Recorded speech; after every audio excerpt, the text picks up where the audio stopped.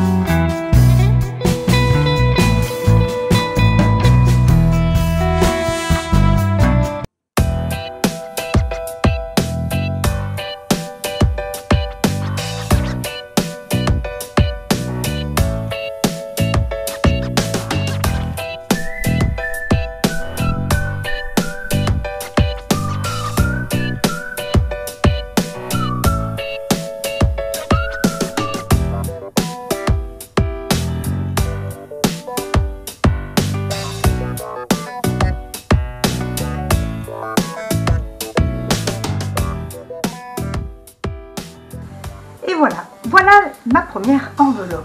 Ben, écoutez, premier constat, franchement, c'est assez facile. Une fois qu'on a compris comment il faut tourner l'enveloppe, voilà, on a le petit objet pour faire les petits, les encoignures, et franchement, c'est facile. Après, on peut embellir, bien sûr, c'est là où intervient vraiment le scrapbooking, pardon, c'est de l'embellir. Vous voyez, moi j'ai ajouté en vitesse pour aller, voilà, ça dure, la vidéo ne dure pas 3 plombes, hein. J'ai rajouté, voilà, avec des petites perforatrices, des petits papillons qui vont sur le côté. Évidemment, je pourrais très bien, j'imagine très bien qu'on pourrait mettre des petites, voilà, des petites décos de plus. J'en ai plein dans la tête, mais je vous montrerai ça sur prochaine vidéo au fur et à mesure de mes idées. Donc vous voyez, j'ai déjà réalisé, regardez, 2 enveloppes qui sont vraiment très jolies. La texture du coup du calendrier est parfaite parce qu'elle est assez rigide. Il ne reste plus qu'à glisser dedans des petites cartes.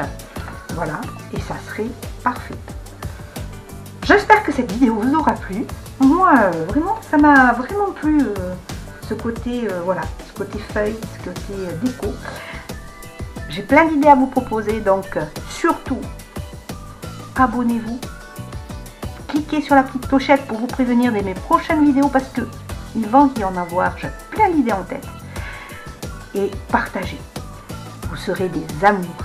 Je vous dis à très vite. À bientôt.